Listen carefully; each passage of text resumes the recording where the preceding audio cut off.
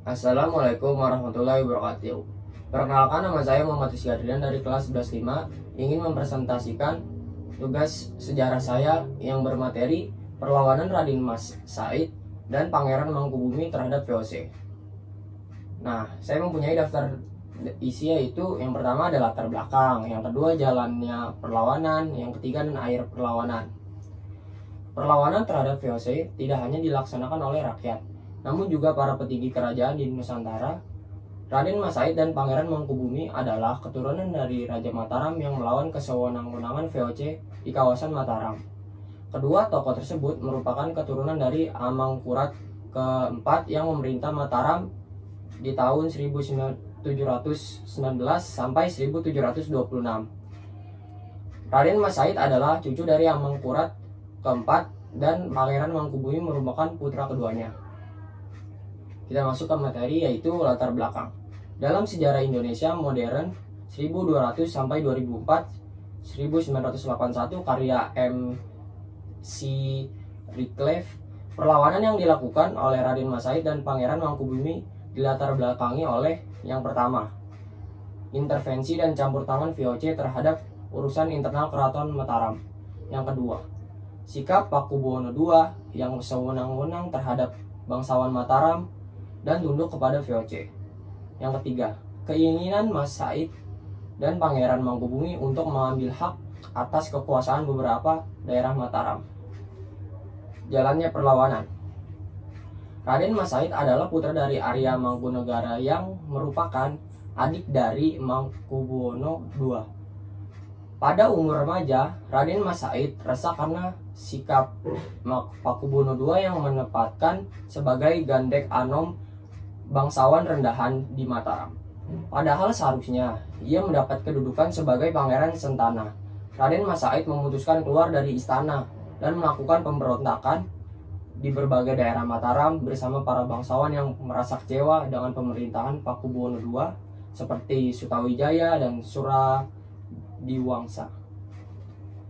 Pemberontakan yang dilakukan oleh R.M. Said dan pasukan sangat meresahkan Pakubuwono II, sehingga ia membuat sayembara untuk mengatasi pemberontakan tersebut.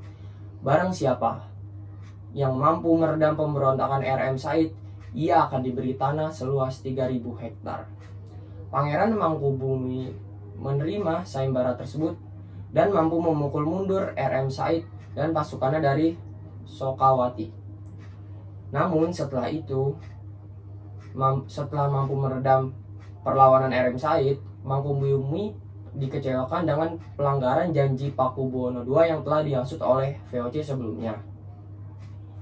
VOC menganggap hadiah tanah seluas 3.000 hektar terlalu berlebihan dan menyuruh Pakubuwono II untuk menyerahkan hanya 1.000 hektar kepada Mangkubumi. Peristiwa pengingkaran janji dan tindakan semena-mena Pakubuwono serta VOC menyebabkan Mangkubumi berbalik arah melawan. Mereka Mangkubumi bergabung dengan perlawanan Raden Mas Said pada tahun 1746.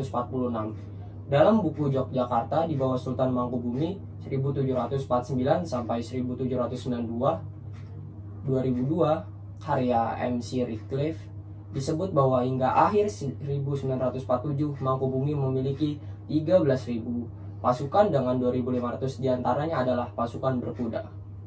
Perlawanan Mangkubumi dan R.M. Said meluas di seluruh wilayah Mataram hingga Jawa Timur dan Jawa Tengah. Mereka mampu memenangkan pertempuran di Juwana, Grobogan, dan sempat membakar sejumlah rumah dan mengancam keraton. Akhir perlawanan. Perlawanan Mangkubumi berakhir ketika VOC mengadakan perjanjian damai dengan Mangkubumi. Perjanjian tersebut dilaksanakan pada Februari 1755 di Desa Gianti, ejaan Belanda.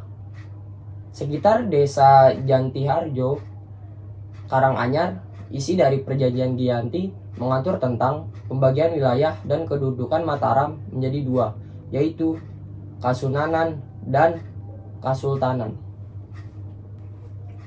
Mangkubumi memperoleh gelar sultan dan memerintahkan wilayah Kasultanan Yogyakarta, sedangkan Kasunanan Surakarta tetap dipimpin oleh Pakubuwono.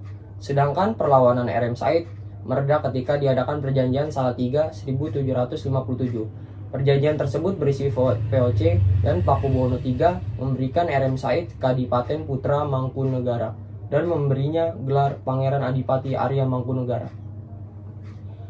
Terima kasih untuk yang sudah melihat video ini. Dari saya, wassalamualaikum warahmatullahi wabarakatuh.